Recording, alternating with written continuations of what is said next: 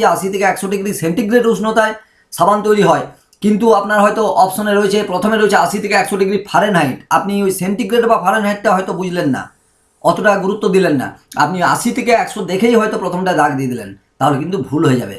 Centigrade এবং ফারেনহাইটের difference প্রচুর। আপনারা জানেন যে C/5 = M-32/9, তাহলে সেন্টিগ্রেডে যেটা আর ফারেনহাইটে যে ভ্যালু তার ডিফারেন্স অনেক, তাহলে উত্তর ভুল হয়ে যাবে।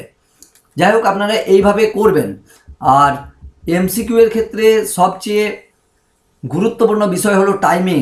আপনারা প্রথমেই টাইমিংটাকে আগে ঠিক করে নেবেন, দেখবেন কত নাম্বারে পরীক্ষা এবং কত সময় পাচ্ছেন, সেই অনুযায়ী এক একটা কোশ্চেনের জন্য সময় ভাগ করে নেবেন, সময় বরাদ্দ করে নেবেন।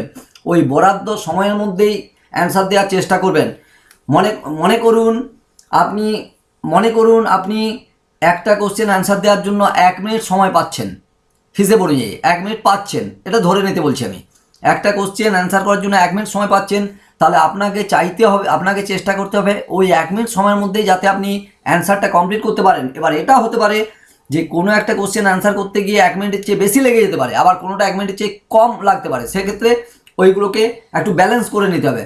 তার মানে এই নয় যে আপনি একটা কোশ্চেন ভাবতে গিয়ে 5 মিনিট লাগিয়ে দিচ্ছেন, তাহলে কিন্তু আপনি হয়তো 5 মিনিট ভেবে কারেক্ট অ্যান্সার করবেন ঠিকই, কিন্তু পরের দিকে দেখবেন আপনার টাইমিং শর্টেজের জন্য কিছু অ্যান্সার হয়তো আপনার করতে পারলেন না, কিছু কোশ্চেন ছেড়ে দিয়ে আসতে হলো, সেটাও কিন্তু ঠিক নয়।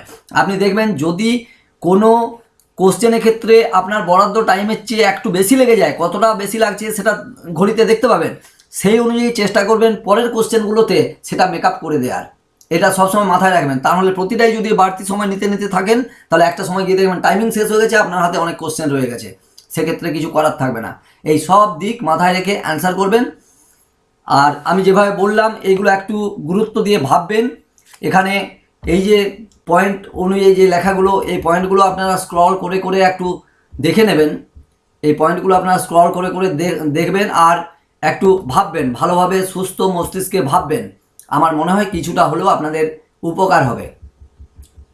পরবর্তী ক্ষেত্রে আমি আরও কিছু টিপস দেব, তো আপনারা আমার এই চ্যানেলটাকে ফলো করবেন। আমার মনে হয় আপনাদের কাজে আসবে। আর যদি কাজে আসে বা কাজে আসবে মনে হয় আপনাদের, তাহলে সেক্ষেত্রে চ্যানেলটাকে সাবস্ক্রাইব করে রাখবেন এবং বেল আইকনটাকেও প্রেস করে রাখবেন, যাতে নতুন ভিডিও দিলেই আপনারা নোটিফিকেশানটা পেতে পারেন। আপনাদের মাদ্রাসা সার্ভিস কমিশনের পরীক্ষার জন্য আর খুব বেশি সময় পাবেন